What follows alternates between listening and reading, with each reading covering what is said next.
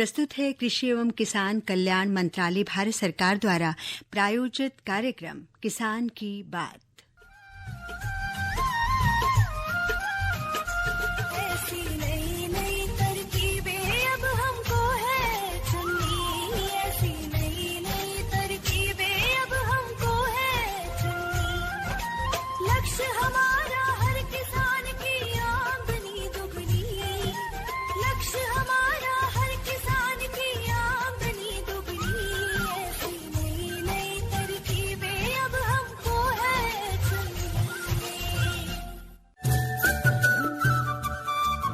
इस कार्यक्रम के प्रायोजक है कृषि एवं किसान कल्याण मंत्रालय भारत सरकार।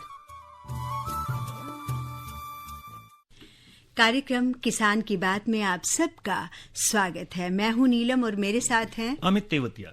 जी अमित, जब किसान बीज रोपित करता है जी, उसके साथ ये मंगल कामना भी करता है कि माँ प्रकृति सदा सर्वदा हमेशा हमेशा हमारा पालन पोषण करते रहे, अपनी हरी ओढ़नी में छुपाकर हमें वो सब देती रहे जिसकी हमें ज़रूरत है। हमारा पर्यावरण, हवा, पानी, मिट्टी सब सुरक्षित रहे। बिल्कुल। और निरंतर खाद्य सुरक्षा सबको मिलती रहे। ये मंगल कामना फलीभूत कैसे हो?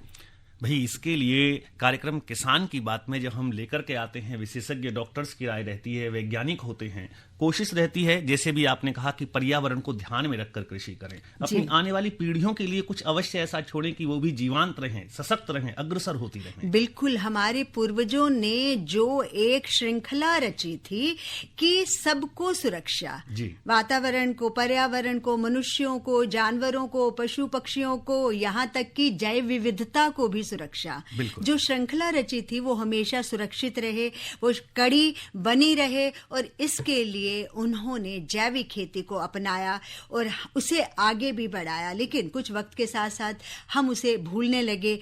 मगर अब सरकार ने लगभग पिछले अगर हम कहें कि 8-10 सालों से लगातार ये कोशिश हो रही है कि ज़्यादा से ज़्यादा किसान जैविक खेती अपनाएं। और क्या है जैविक खेती, कैसे सरकार इसमें मदद कर रही है और कितने किसान इसका लाभ उठा रहे हैं, लाभान्वित हो रहे हैं, और जो बाकी किसान नहीं कर रहे हैं वो कैसे लाभ उठाएं, इन सब के बारे में विस्तार से बात करने के लिए आज हमारे साथ विशेषज्ञ हैं डॉक्टर समृत लाल मीणा। आप हैं प्रधान वैज्ञानिक, सस्य विज्ञान संभाग, भारतीय कृषि अनुसंधान संस्थान पूसा, नई दिल्ली से। जी, और डॉक्टर साहब, कार्यक्रम में स्वागत है आपका, अभिनंदन है। धन्यवाद। और हमारे किसान भाई भी बहुत बेसब्री से इंतजार करते हैं कार्यक्रम किसान की बात का कि विशेषज्ञों से बात हो। मन में कोई जिज्ञासा है, कोई प्रश्न उठ रहा है, कोई ऐसी समस्या है। अब जैसे बात की, नीलम ने रख दिया प्रश्न की जैविक खेती के विषय में, जरूर हमारे ऐसे किसान भाई होंगे जो पहली बार सोच रहे होंगे कि ये क्या है, कैसे किए जाए। तो क्यों ना उनके प्रश्न उनसे ही लिए जाए। इसी के लिए उन्हें अपना फोन नंबर बता देते हैं। हमारा फोन नंबर है 23421082 और जो दिल्ली के बाहर से करें वो दिल्ली का एसटीडी कोड लगाएं 011, फिर मिलाएं 23421082। तो डॉक्टर साहब, आपका एक बार फिर से कार्यक्रम में स्वागत है। और हम सबसे पहले जानना चाहेंगे कि जैविक खेती क्या है और कैसे ये फायदेमंद है। बिल्कुल बिल्कुल। देखिए, वैसे कृषि तो हम लोग करते ही हैं और आपको पता ही है कि जब हमारा देश आज़ाद हुआ तो उस समय हमारे पास खाद्यान्न बहुत कम था, जनसंख्या कम थी, लेकिन फिर भी खाद्यान्न की पूर्ति नहीं हो रही थी। उसके बाद हरित क्रांति आई। हरित क्रांति में हम लोगों ने बहुत ज़्यादा हमारे जो रासायनिक पदार्थों का इस्तेमाल किया खेती में, और उसके चलते बहुत ही दुष्परिणाम हमको अब सामने आ रहे हैं। और उसकी वजह से आपने जैसे पहले बताया कि हमारा जो पर्यावरण है, हमारी जो भूमि की उर्वरा शक्ति है, हमारा जो स्वास्थ्य है, चाहे आदमी का स्वास्थ्य हो चाहे पशु पक्षी को हो, वो थोड़ा सा बिगड़ रहा है। और हमारा जो पीने का पानी है उसमें भी काफ़ी रसायन घुल मिल गए हैं, जिससे कई तरह की बीमारियों को जन्म मिलता है। तो जैविक खेती, एक मैं सीधी बताऊं परिभाषा में कि जैविक खेती वो खेती होती है जहाँ पर कोई भी कृत्रिम रसायन काम में नहीं लिया जाता है, यानी कि उसमें कोई भी रसायन, कोई भी केमिकल काम में नहीं लिया जाता है, उसके बगैर खेती करते हैं, उसको हम जैविक खेती बोलते हैं। जी, एक श्रोता हमसे जुड़ रहे हैं डॉक्टर साहब, हम उनसे जानते हैं। जी, हेलो। मेरा नाम राजेंद्र है, इसके बारे में बताइए जैविक खेती क्या है। जैविक खेती वो खेती होती है जिसमें हम लोग ज्यादातर जो हमारे जो फार्म पे अवेलेबल जो हमारे जो क्रॉप रेजिड्यू होते हैं या कंपोस्ट होते हैं या फार्म मेड मैन्योर होती है, गोबर जो होते हैं, मलमूत्र होते हैं पशु पक्षियों के, उनको हम में काम लेते हैं। आपको पता है कि जो फसलें उगाते हैं हम लोग, उनमें पोषक तत्वों को बहुत इंपॉर्टेंट महत्वपूर्ण योगदान है। तो उसको पूर्ति करने के लिए हमें विभिन्न प्रकार के कारक का इस्तेमाल करना पड़ता है, लेकिन इसमें हम लोग कोई भी केमिकल है, रसायन नहीं इस्तेमाल करते। जी, एक अन्य श्रोता हमसे कुछ जानना चाह रहे हैं। हेलो नमस्कार जी, स्वागत है कार्यक्रम किसान की बात में। अपना नाम बताएं और प्रश्न पूछें। मैं लखनऊ से राजा बात कर रहा हूँ। जी राजा, पूछिए। हम जैविक खेती करने के लिए किन बातों से शुरुआत करें ताकि जो है हमारे खेत में अच्छी फसल हो, अच्छा अनाज पैदा हो, और जैविक खेती करने में किन बातों का ध्यान रखने की हमें जरूरत हो? राजा जी देखिए, आपका बहुत ही अच्छा प्रश्न है ये। जब हम खेती करते हैं, ऑर्गेनिक फार्मिंग शुरुआत करते हैं, तो हमें क्या करना होता है, क्योंकि अभी तक तो हम लोग हमारे खेतों में सभी तरह के उर्वरक डालते हैं, कई तरह की दवाएं डालते हैं, इसकी वजह से उनका कुप्रभाव देखने को मिल रहा है। लेकिन अगर शुरुआत आप कर रहे हैं तो 3 साल का पीरियड होता है, उस समय आप इसमें कुछ भी नहीं डालेंगे और बिना किसी उर्वरक के, बिना किसी रसायन के आप खेती करेंगे, तो उसे हम बोलते हैं कन्वर्जन पीरियड जी। तो 3 साल का कन्वर्जन पीरियड आपको मतलब करना पड़ेगा, उसमें कुछ नहीं डालना आपको, खनिज यानी कि कोई भी रसायन डालना नहीं है। उसके बाद आपको सर्टिफिकेट मिलेगा और उसके बाद आप जैविक खेती का शुरुआत कर सकते हैं, और जो उत्पाद आपका होगा वो जैविक उत्पाद होगा, उसको मार्केट में अलग से प्राइस मिलेगी आपको। तो इसका एक प्रोसीजर है, उसको मैं बताऊंगा बाद में आपको, क्योंकि इसमें 3 साल का जो पीरियड होता है उसे हम बोलते हैं कन्वर्जन पीरियड। उसके बाद हम शुरू कर सकते हैं। जी, धर्मेश साहब हमसे जुड़ रहे हैं। हेलो हेलो अमित जी, नमस्कार। जी, पूछिए, प्रश्न पूछिए जी। धर्मवीर गांधी का दिल्ली से बोलूं जी। तो हम लोग किचन गार्डन इस्तेमाल करते हैं और हम ये पूछना चाहते हैं कि जो आप जैविक खाद के बारे में बता रहे हैं, हम बर्मी कंपोज और कंपोज हम इस्तेमाल करते हैं जी। और एक चीज और, जैसे मुर्गी का मलमूत्र या कबूतर का बीट जो होती है जी, इसको भी कैसे इस्तेमाल करी जाए, कितने दिनों बाद इस्तेमाल करी जाए? और एक चीज और साथ में बताइए, जैसे हमने पहले और रासायनिक जो हमने डाल रखी है अपने पौधों में, गमलों में, कितने दिन बाद ये इसका असर खत्म हो जाता है जो हमारे जैविक उसके ऊपर असर अच्छा करे? जी जी जी, बिल्कुल। किचन गार्डनिंग आप कर रहे हैं, तो किचन गार्डनिंग क्या होता है, एक्चुअली हमारे पास स्मॉल एरिया होता है, उसमें हम लोग खेती करते हैं या सब्जी उगाते हैं या कोई भी और पौधे उगाते हैं। लेकिन अगर आपने पोट में उगा रखा है तो पोट में कम समय में ही वो खत्म हो जाता है।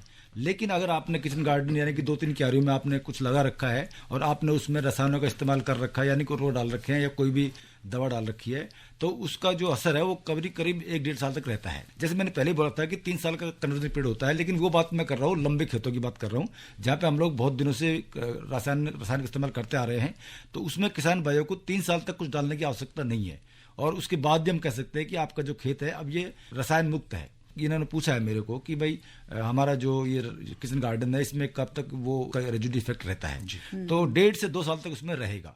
तो मैं आपको यही सलाह दूंगा कि अभी आप फिलहाल उसमें कुछ भी रसायन का इस्तेमाल ना करें, चाहे वो उर्वरक हो, चाहे वो हमारा फफूंदीनाशक हो, चाहे हमारा कीटनाशक हो, उसका इस्तेमाल ना करें, और सिर्फ कंपोस्ट पे ही आप डिपेंडेंट रहे। कंपोस्ट में आपने बताया कि जैसे पोल्ट्री मैन्योर भी है, गोट मैन्योर है, आपका जैसे कंपोस्ट है, अर्बन कंपोस्ट है, फार्म यार्ड कंपोस्ट है और फार्म यार्ड मैन्योर भी है। इन सभी का इस्तेमाल करेंगे। और वर्मी कंपोस्ट अगर आप बनाते हैं तो और भी अच्छा होगा, क्योंकि इसमें क्या होता है, एक्चुअली जो आपका जो कंपोस्ट होता है वो अच्छी तरह से सड़ गल जाता है, और जो हमारा जो वर्मी कंपोस्ट बनता है तो उसमें न्यूट्रिएंट की मात्रा भी बढ़ जाती है। तो किचन गार्डनिंग के लिए वर्मी कंपोस्ट बहुत ही उपयुक्त एक खाद है। जी जी, हम चर्चा करेंगे कि कैसे किसान जो करना चाहते हैं जैविक खेती, उन्हें क्या कदम उठाने चाहिए और सरकार कैसे उनके साथ है। पहले सुनते हैं एक संदेश। जी। प्रधानमंत्री किसान मान धन योजना, मिलेगा पेंशन का सहारा, कृषक ना होगा बेसहारा, जुड़ेगा खुशियों से नाता, कटेगा सुख से बुढ़ापा, सुरक्षित होगा अन्नदाता, सुरक्षित होगा अन्नदाता।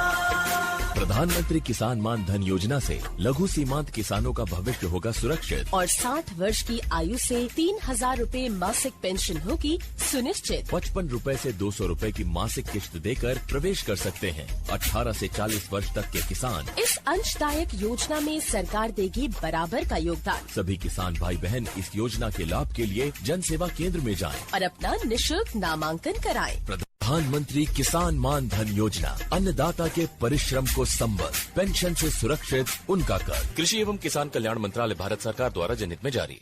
साथियों, आप सुन रहे हैं आकाशवाणी का गोल्ड चैनल और कार्यक्रम चल रहा है किसान की बात। डॉक्टर समरथलाल मीणा हमारे साथ हैं। जैविक खेती के विकास में भारत सरकार की भूमिका।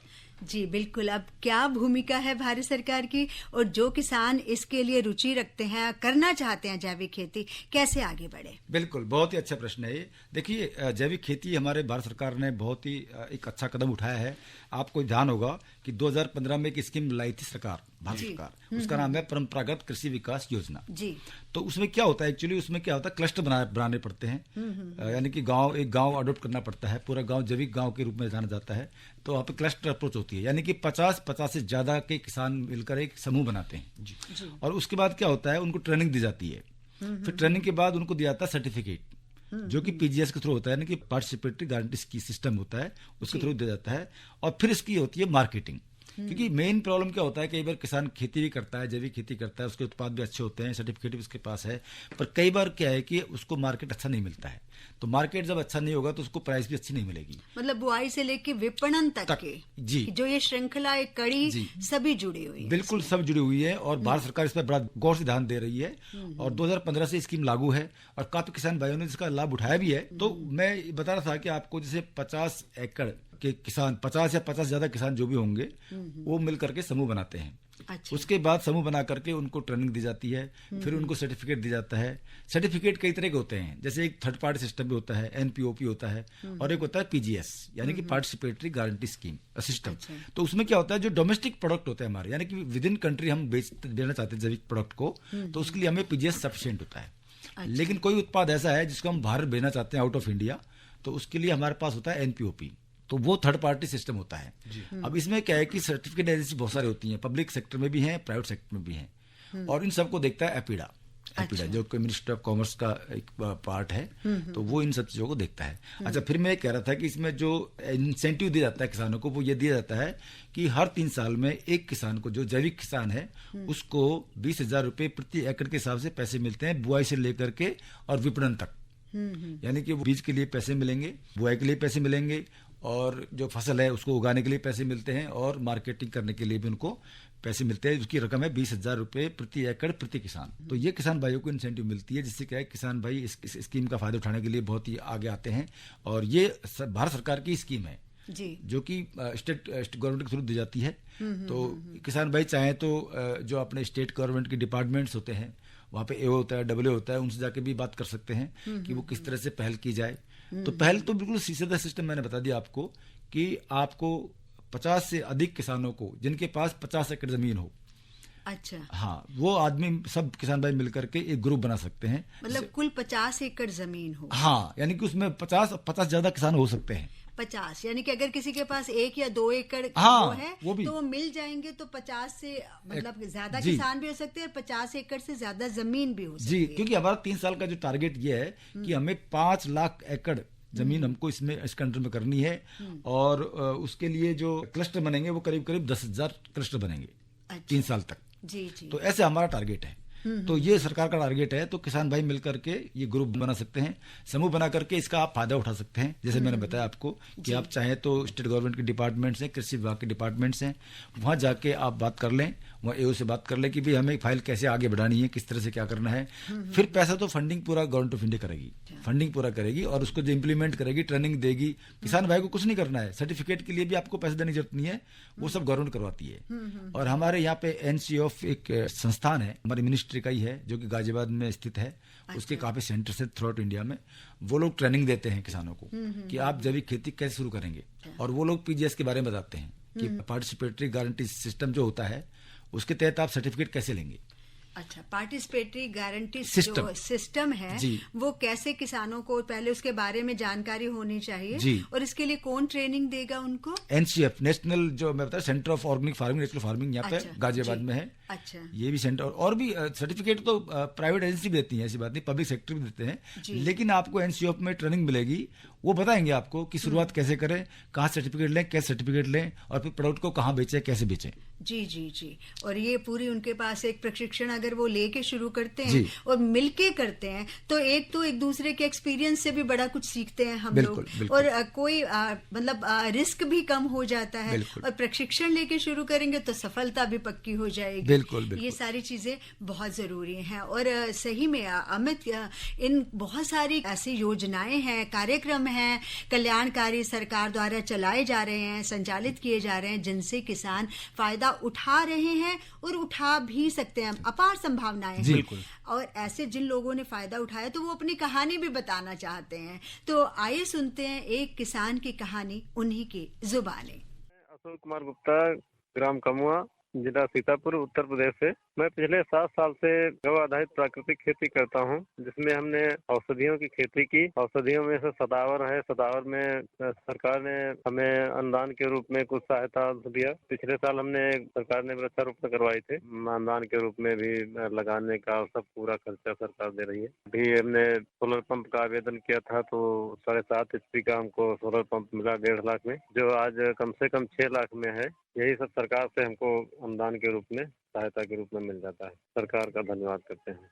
तो नीलम, ये तो रही किसान की कहानी उन्हीं की जुबानी, और निश्चित रूप से हमारे और भी जो श्रोता हैं, किसान भाई बहन हैं, इससे प्रेरणा लेंगे। और हमारे और भी जो साथी हैं, यदि वो भी हमें अपनी कहानी, अपनी जुबानी हमें सुनाना चाहते हैं तो उसको भी लेकर के हम कार्यक्रम किसान की बात होता है, कृषि जगत होता है, ग्राम संसार होता है, हम सभी में लेकर के आते हैं। क्योंकि निश्चित रूप से जब हमारे बीच का ही कोई ना कोई आकाशवाणी के माध्यम से जब हम सुनते हैं तो गौरवान्वित भी होते हैं और कोशिश रहती है कि क्यों ना हम भी इसी क्रम में रहें। सही बात है। जो ये हमारे सबके पास, हमारे किसानों के पास परंपरागत ज्ञान जो है खेती का, उनसे बड़ा विद्वान कोई नहीं है, ये बिल्कुल मानने वाली बात है।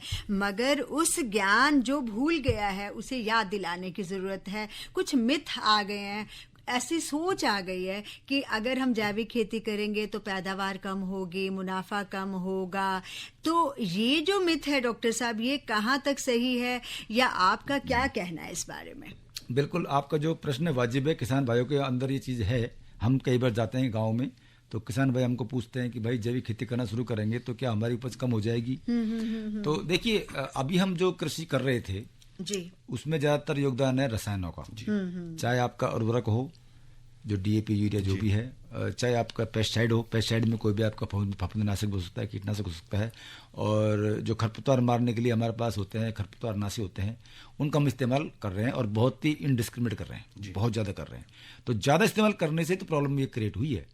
तो हम किसान भाइयों को बोलते हैं कि ठीक है, आप जैविक खेती शुरू कर दीजिए, और वो कम ज़्यादा जो चीज़ आपको माइंड में जो आई है वो आपको खुद को पता लग जाएगा। क्योंकि हमने ये एक्सपेरिमेंट करके देखे हैं कि जब हम खेती करते हैं, शुरुआत करते हैं जैविक खेती की, तो इसमें कोई संदेह नहीं कि फर्स्ट ईयर, सेकेंड ईयर, पहली साल, दूसरे साल में जो आपका जो प्रोडक्शन है, उत्पादन है, वो थोड़ा कम होता है कंपेरेटिवली जो हम कर रहे हैं आज की डेट में। लेकिन 3 साल के बाद अगर आप जैविक खेती लगातार करना शुरू कर दिया है तो 3 साल के बाद आपका जो प्रोडक्शन है, आपका जो उत्पाद है, वो बिल्कुल उसी लेवल पर आ जाएगा जो पहले था, जैसे कि आप रसायनों का इस्तेमाल करके करते थे। क्योंकि हमारी जो जमीन है ना, उसमें सब कुछ है, ऐसा नहीं है, जमीन हमारे सब कुछ है, लेकिन हमें उसको कैसे यूज करना है। हम लोग उसको तुरंत यूज करना चाहते हैं, उसको फटाफट यूज करके और आने वाली पीढ़ी के लिए कुछ छोड़े नहीं, ऐसा नहीं होना चाहिए। क्योंकि देखो, जमीन में हमारे में सूक्ष्म जीव होते हैं, माइक्रोब्स होते हैं, और उन्हीं का खेल है कि हमारे जो जितने भी पोषक तत्व होते हैं, उनकी जो अवेलेबिलिटी है, उनकी जो उपलब्धता है, वो उन पर डिपेंड करती है कि हमारे जो जमीन है उसमें कितने सारे सूक्ष्म जीवी है। क्योंकि सूक्ष्म जीव क्या करते हैं, आपके जो पोषक तत्व है उनको पौधों तक लाने की प्रयास करते हैं। जी, और डॉक्टर साहब, इस संबंध में हमारे श्रोता जानना चाहते हैं जैविक खेती के बारे में। हेलो, ये बकरी की जो बीज जो होती है, तो इसकी कितने दिन बाद हम इसको इस्तेमाल करें जो ये सड़े ना और खराबी ना दे?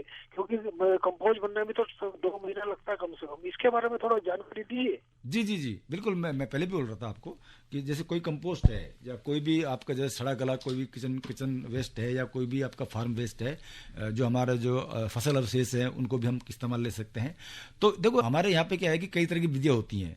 जैसे अभी मैं बात कर रहा था कि जब हमारे कुछ किसान भाई जो ये हमारा जो पराली है इसको जलाते हैं और जो फसल अवशेष है जला देते हैं, लेकिन वो जलाना अच्छी बात नहीं है। अगर उसको हम सही तरह से इस्तेमाल करेंगे तो हम उसका बिल्कुल वो जो वेस्ट है ना उससे वेल्थ बना सकते हैं। तो कैसे कि जो पराली है उसको हम एक ढेर में लगा देते हैं, उनको विंडरो बोलते हैं, उसको विंडरो में लगा करके उसमें जैसे फार्म यार्ड मैन्यूर है, जैसे कि आपका गोबर है उसको हम डाल सकते हैं। और ये बिल्कुल किसान भाई ने कहा कि 2 महीने लगते हैं, बिल्कुल सही बात है। अगर आप पराली हो या गोबर की खाद हो या आपका कंपोस्ट हो, इनको अगर मिक्स करके बनाएंगे तो आपका बिल्कुल 45 दिन के अंदर में आपका कंपोस्ट बनकर तैयार हो जाएगा। और जिसमें फार्म यार्ड मैन्यूर का जो बड़ा रोल है, इसमें गोबर खाद है उसका बड़ा रोल है। यानी कि आपका जो क्रॉप रेजिड्यू यानी फसल अवशेष हैं या पराली है या किचन वेस्ट हैं या मतलब आपके जो खेतों में जो पड़ी हुई जो घास है या और भी कुछ अन्य पदार्थ हैं, उनको आप बिल्कुल इकट्ठा करके एक जगह या तो कंपोस्ट बना दीजिए, उसकी पिट बना दीजिए। पिट में आप बिल्कुल गोबर खाद डाल दीजिए, उसके अंदर हमारी जो पशुओं है, गाय है, भैंस है, उनका मलमूत्र भी डाल दीजिए। तो उससे क्या है कि जो उसका डिकम्पोजिशन है वो फास्ट हो जाएगा जी। और हमारे आजकल हमारे जो पूसा इंस्टीट्यूट है उसने पूसा डिकम्पोजिशन नाम से एक फॉर्मूला तैयार किया है जिसमें बहुत सारे सिस्टम जीव होते हैं, और उनका अगर इस्तेमाल करेंगे तो आपका जो ये डिकम्पोजिशन का जो प्रोसेस है वो 15 से 20 दिन में शुरू हो जाएगा। तो यानी कि 30 दिन के अंदर आपका कंपोस्ट बनकर तैयार हो जाएगा। जी बिल्कुल सही बात है। अगर हम जैविक खेती करना चाहते हैं, जो हमारे खेत में ही फसल के अवशिष्ट हैं, हम उनका उपयोग करके खाद बना सकते हैं। और साथ में हम ये भी बताना चाहेंगे कि जो जैविक खेती है और उसमें गाय की क्या उपयोगिता है, इस बारे में भी बात करेंगे। आइए सुनते हैं एक संदेश। जोखिम से निकल कर फसल आए, सुरक्षित हो जाए,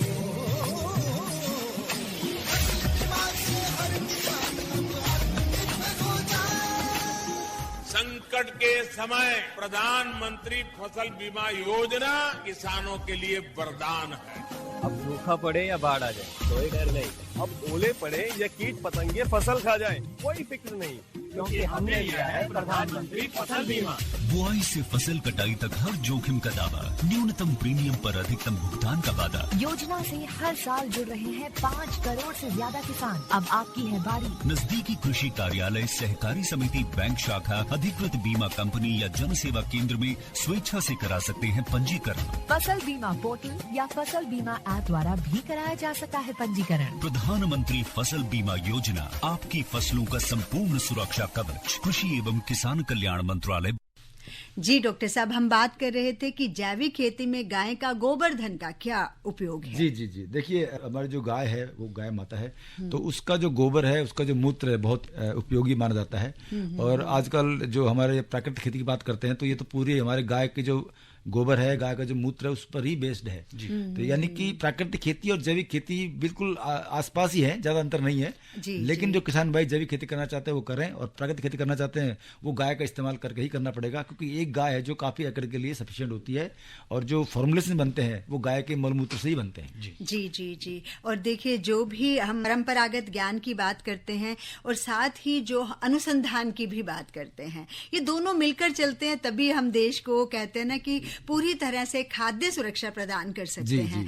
और जो मोदीपुरम मेरठ का केंद्रीय आलू अनुसंधान संस्थान है, उन्होंने ये आशंका जताई है कि आलू फसल में पिछेता जो रोग होना है उसकी आशंका जताई है कि हो सकता है। और जिन किसानों के खेत में वो रोग नहीं आया है और उन्होंने अभी किसी दवा का छिड़काव भी नहीं किया है, तो उनको कृषि वैज्ञानिक सलाह दे रहे हैं कि मैनकोजेब या प्रोपिनेब या क्लोरोथैलोनील जो भी युक्त फफूंदनाशक दवा है, उसका 2 से 2.5 किलोग्राम दवा को लें और उसे 1000 लीटर पानी में घोलकर प्रति हेक्टेयर छिड़काव करना बहुत उपयुक्त होगा, और वो इस बीमारी से बचे रह सकती है उनकी फसल। जी। तो साथियों, कुछ ऐसे भी हमारे किसान भाई बहन होंगे, जैसे वैज्ञानिकों ने कहा है कि यदि जिन खेतों में यह बीमारी प्रकट हो चुकी है, तो वो भी किसी भी फफूंदनाशक दवा जैसे साइमोक्सिनिल और मैंकोजेब दोनों को मिलाकर 3 किलोग्राम प्रति हेक्टेयर के हिसाब से 1000 लीटर पानी में मिलाकर उसका छिड़काव कर सकते हैं। वहीं आप फेनोमिडोन और मैंकोजेब, इन दोनों का भी मिश्रण वो भी 3 किलोग्राम होना चाहिए, उसको भी प्रति हेक्टेयर 1000 लीटर पानी में मिलाकर के छिड़काव करें, तो निश्चित ही इसका जो छिड़काव रहेगा वो हमारी फसल को लाभ पहुंचाएगा और फफूंदनाशक को 10 दिन के अंतराल पर दोहराया भी जा सकता है, लेकिन बीमारी की तीव्रता के आधार पर इसे हम जल्दी भी अपने खेत में मार सकते हैं, यानी कि इस अंतराल को घटाया बढ़ाया जा सकता है। किसान भाइयों को इस बात का जरूर ध्यान रखना है कि एक ही फफूंदनाशक का बार बार छिड़काव ना करें। जी जी, बिल्कुल सचेत रहें और जैसा कृषि वैज्ञानिकों ने सलाह दी है उसे हमें मानना चाहिए ताकि हमारी फसल जो स्वस्थ हो और भरपूर हो। जी डॉक्टर साहब, हम जैविक खेती की बात कर रहे हैं। जैविक खेती के लिए हमने बात की कि किसानों को सहायता सरकार कैसे कर रही है, और हम फिर से आपसे ये अनुरोध करेंगे कि आप किसानों को क्या संदेश देंगे कि कैसे ज्यादा से ज्यादा किसान जैविक खेती अपनाएं और जो हमारी पूर्वजों ने एक स्वस्थ परंपरा रची है उसे आगे बढ़ाएं। बिल्कुल, बहुत अच्छा प्रश्न है आपका ये। मैं किसान भाइयों से गुजारिश करना चाहूंगा कि वो जितना जल्दी हो सके जैविक खेती को अपनाएं, और अपनाने का जो तरीका है वो मैंने बता दिया आपको कि पहले क्या करना है फिर क्या करना है। 3 साल तक आप उसमें कुछ नहीं डालेंगे, सिर्फ गोबर खाद डाल सकते हैं, उसमें आपका जो फसल अवशेष डाल सकते हैं, कंपोस्ट डाल सकते हैं, पोल्ट्री मेनू डाल सकते हैं, और भी कई तरह के खाद डाल सकते हैं, लेकिन रसायन न डालें। और जो आपका जो अगर बीमारी लगती है, कोई हानिकारक कीट लगता है, तो उसके लिए हमारे पास नीम बेस्ड हमारे पास पेस्टिसाइड्स हैं, यानी कि नीम की जो खली है, नीम की जो कर्नल है, नीम का जो ऑयल है, उसको हम इस्तेमाल कर सकते हैं। उससे हम हानिकारक कीटों को रोक सकते हैं, ऐसे बीमारियों का भी रोकथाम कर सकते हैं। तो मैं किसान भाइयों से कहना चाहूंगा कि वो शुरुआत करें तो मेरे ख्याल से वो कर सकते हैं, सब्जी से कर सकते हैं। अच्छा। वो चाहे तो फल से कर सकते हैं। अगर फल वाले आप लगा रखे हैं तो आप फलों की खेती जैविक खेती से शुरू कर दें, और सब्जियां तो बिल्कुल आप कर ही दें। और दूसरी फसल जो होती है उनमें सबसे पहले आप ले लें दलहनी फसलें। अच्छा, पहले सब्जियों से करें जो पहली बार करने जा रहे हैं। जी, दलहनी फसलें लेंगे तो उसमें क्या है कि हम दलहनी फसलों में तो वैसे भी रसायन डालते ही नहीं है, क्योंकि दलहनी फसलों की एक खास खूबी जो होती है कि वो अपनी जो नाइट्रोजन की पूर्ति है वो स्वतः ही एटमॉस्फेयर से कर लेती है। तो दलहनी फसलों में हम ज्यादा रसायन वैसे इस्तेमाल करते भी नहीं है, और जिन क्षेत्रों में कम वर्षा होती है, जिन क्षेत्रों में कम पानी की व्यवस्था है, वहां तो जैविक खेती शुरू कर ही देनी चाहिए। और बिल्कुल शुरुआत करें दलहनी फसलों से कर दें, और उसके बाद तेल वाली फसलें, यानी कि जो हम डायरेक्ट खाते हैं जो चीजें, उनको हम जैविक खेती से शुरुआत करें तो बहुत अच्छा रहेगा। तो और ऐसे ही धीरे धीरे फिर आप अपने लिए खाने के लिए गेहूं है, खाने के लिए चावल हैं, ये भी आप थोड़े थोड़े स्केल पे आप इसमें जैविक खेती का समावेश कर लेंगे। इससे क्या होगा कि आपका स्वास्थ्य जो अच्छा रहेगा, और आने वाले जो हमारी जो पीढ़ियां हैं उनके लिए भी हमारे जो संसाधन है वो बचे रहेंगे, और सारे ही हमारे जो वातावरण उसमें भी बिल्कुल शुद्ध रहेगा। जी बिल्कुल सही बात है। जैविक खेती अगर हम करते हैं तो ये हमें भी मान लेना चाहिए कि आज पूरी दुनिया में लोगों में ये जागरूकता फैल रही है कि हमें शुद्ध जो है उत्पाद मिलना चाहिए, चाहे उसके लिए कीमत हम अच्छी दें। ये सब तक जागरूकता है और सब उस पैसा भी भरने को तैयार है। जरूरी है कि किसान इस बात को समझे कि वो जो पैदावार अगर एक बार थोड़ी कम भी हुई पहले की तुलना में, तो अगली बार वो पैदावार निरंतर बनी रहेगी, लागत कम हो जाएगी आपकी, और आपका उत्पाद अच्छे कीमत पर बिल्कुल बिकेगा। बिल्कुल। जी, तो आप एक बार मैं चाहती हूँ कि आप अपनी तरफ से कहें कि ज्यादा से ज्यादा किसान इस तरफ आएं और सरकार के प्रयास में हाथ बटाएं। बिल्कुल, मेरे किसान भाइयों से ये अनुरोध है कि आप जैविक खेती अपनाएं और अपना उत्पाद बढ़ाएं और पैसे की इनकम बढ़ाएं। जी बिल्कुल डॉक्टर साहब, कार्यक्रम में आप उपस्थित हुए, इतनी अच्छी जानकारी हमारे श्रोताओं तक पहुंची, आपका धन्यवाद। और साथियों से भी अनुमति लेने का समय है। कार्यक्रम किसान की बात सुनने वाले हमारे सभी श्रोताओं को नमस्कार। इस कार्यक्रम के प्रायोजक थे कृषि एवं किसान कल्याण मंत्रालय, भारत सरकार।